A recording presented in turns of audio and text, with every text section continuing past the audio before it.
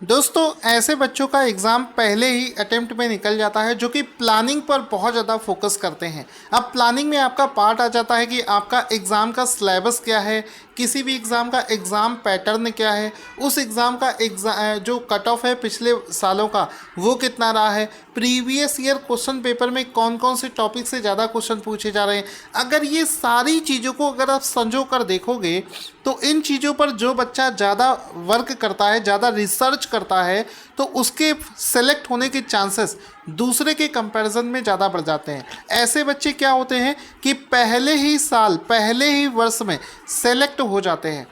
एक दूसरी कैटेगरी आती है जो बच्चे सिर्फ पढ़ना जानते हैं, उनको पढ़ने से मतलब है, बाकी मेहनत करने से मतलब है, मेहनत बहुत कर रहे हैं लेकिन उनका सिलेक्शन क्या होता है 2 से 3 साल में हो पाता है।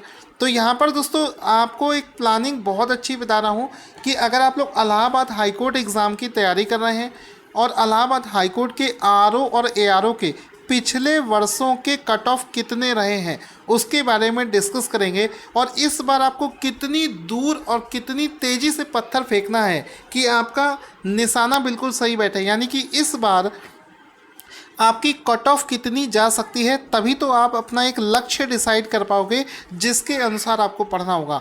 तो जो लोग प्लानिंग से पढ़ रहे हैं, दिमाग से पढ़ रहे हैं, वो लोग इस वीडियो को पूरा देखें, अदरवाइज़ आप बीच में भी जा सकते हैं, आपका बहुत लॉस होने वाला है।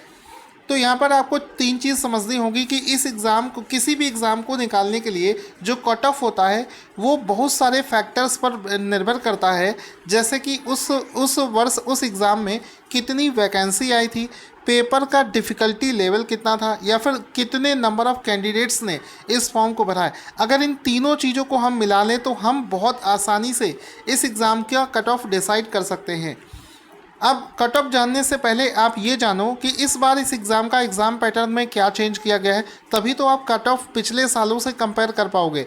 तो इस बार क्या है कि देखो, पिछले साल तक भी ये एग्ज़ाम 2 स्टेज में होता था, लेकिन उस समय क्या होता था, पेपर वन का जो 200 नंबर का पेपर है, इसका रिज़ल्ट अनाउंस कर दिया जाता था। उसमें जो जिन बच्चों ने पास कर दिया है इस एग्ज़ाम को, उनको कंप्यूटर टेस्ट देना पड़ता था।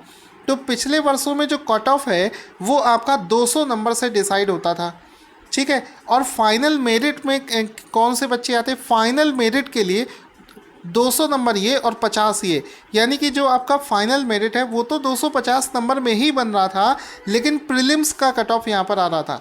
इस बार चेंज क्या है, इस बार ये जो दोनों एग्ज़ाम हैं, यानी कि पेपर 1 और पेपर 2, ये एक ही दिन होंगे। मात्र 15 से 20 मिनट का आपको समय दिया जाएगा, उसी बीच में आपका दूसरा भी पेपर हो जाएगा। तो यानी कि जो कट ऑफ आएगा इस बार वो 200 नंबर में ना आके 200 और 50 ये 250 नंबर से कट ऑफ आएगा, ठीक है। तो ये जो 250 नंबर का इस बार कट ऑफ बनेगा। तो हम अब क्या देखेंगे, पिछले वर्षों के जो फाइनल कट ऑफ गए थे 250 वाले, उन वाले कट ऑफ से कंपेयर करेंगे, तभी हमें सही आइडिया मिलेगा, अदरवाइज़ आपको सही आइडिया नहीं मिल पाएगा, ठीक है। तो बहुत मेहनत से दोस्तों हम ये वीडियोस बनाते हैं। अगर आपको मेरे वीडियो का आइडिया अच्छा लग रहा है, कंटेंट आपको अभी तक सही लग रहा है सब कुछ, तो लाइक्स में कमी दोस्तों नहीं होनी चाहिए, उसमें कोई कंप्रोमाइज़ आप भी ना करना, ठीक है। तो अब अगर हम लोग देखें कि इस वर्ष 2021 में हमारी टोटल वैकेंसी कितनी है, तो 2021 में 396 वैकेंसी है। और 2019 में, 20 में तो कोविड चल रहा था, 2019 में इसमें वैकेंसी थी मात्र 132।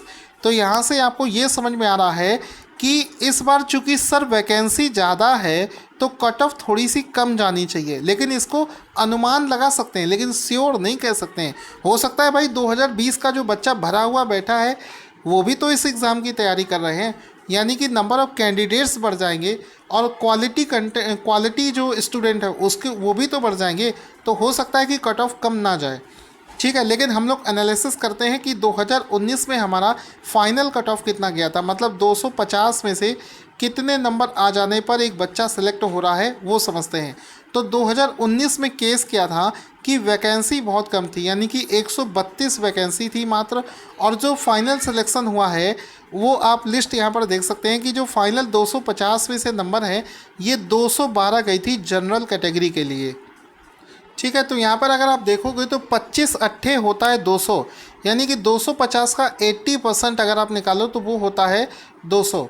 तो यहाँ पर 80% से भी ज़्यादा मार्क्स लाने पड़ रहे हैं जनरल कैंडिडेट को इसमें फाइनल सेलेक्ट होने के लिए, क्योंकि उस वर्ष आप देखोगे कि वैकेंसीज बहुत कम थी। ओबीसी की कट ऑफ मात्र थी 207, एससी के जो कट ऑफ थी 198 और एसटी की कट ऑफ थी 200, स्पोर्ट्स पर्सन की 205, डीएफएफ की 196, फिजिकल कैंडिडेट की थी 194, ईएसएम की थी 197 और विमेंस की कट ऑफ इसमें अलग से बनी थी 205। तो ये 2019 की कट ऑफ है। इसके बाद में हम आते हैं 2018 की। अगर हम लोग कट ऑफ देखें तो वहाँ पर वैकेंसीज थी 277 और इस बार वैकेंसीज हैं दोस्तों 396, तो लगभग उसी के आसपास में हैं हम। तो 2018 वाले से थोड़ा सा और अच्छा आइडिया मिलेगा। तो 2018 में जो कट ऑफ गई थी वो गई थी 205 नंबर, ठीक है। 2019 में गई थी ये 212, तो 212 से हो गई 205, यानी कि लगभग 7 नंबर का फ़र्क है। यानी कि वैकेंसी अगर थोड़ी सी कम या ज़्यादा भी हो रही है तो कट ऑफ में 5, 7, 10 नंबर से ज़्यादा का डिफरेंस नहीं आएगा, ठीक है। बहुत ज़्यादा डिफरेंस नहीं आता है। तो 2018 में देखो डीएफएफ की गई थी 206, ईएसएम की गई थी 204, विमेंस की गई थी 204। बाकी सब आप देख सकते हैं, आप जिस भी कैटेगरी में आते हैं उसका कट ऑफ आप यहाँ पर देख सकते हैं, ठीक है। तो ये आपने देख लिया। अब यहाँ पर समझो कि इस बार चूँकि दोस्तों जो वैकेंसी है ये हमारी है 396, ठीक है, 396। तो हम अपने तीनों उसी फैक्टर्स पर आते हैं, उन्हीं तीनों फैक्टर्स पर आते हैं कि इस बार जो हमारी वैकेंसीज़ हैं ये बढ़ गई हैं, ये हो गई हैं 396, ठीक है। तो इस 96 पेपर की डिफ़िकल्टी ये तो हम एग्ज़ाम देने के बाद में ही पता लगा सकते हैं। नंबर ऑफ़ कैंडिडेट्स तो लगभग हर साल मतलब उसी रेशियो में होते हैं।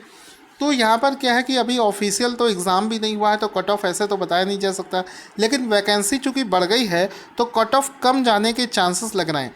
तो चूँकि दोस्तों 205 नंबर गई थी 2018 में, 205, तो उस समय वैकेंसी थी 277, ठीक है। तो उससे लगभग 100 वैकेंसीज ज़्यादा हैं। तो 7 नंबर इसमें और कम कर लीजिए, हम लोग आ जाते हैं 7 नंबर कम करेंगे तो लगभग आ जाते हैं 196 के आसपास। यानी कि हमें ऐसा लग रहा है अनुमानित कि 196 नंबर जो है ये कट ऑफ जा सकती है इस वर्ष।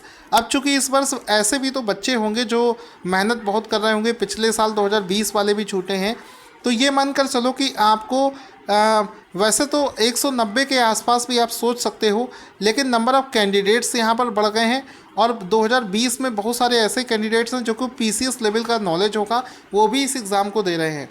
तो 196 आप मान कर चलो, आप एक रफली आइडिया आप अपने मन में ले सकते हो कि ये जो कट ऑफ है 192 से 196 के आसपास में फाइनल सिलेक्शन वाली कट ऑफ जाएगी, ठीक है। तो ये वाला फैक्टर आपको याद रखना है।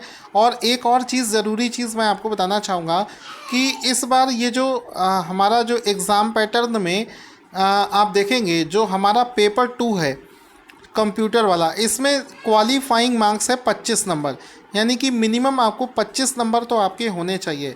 और लगभग में आप मान सकते हो कि 135 नंबर जो है 25 नहीं 35 नंबर जो है बच्चे इसमें ले आते हैं, 35 से 40।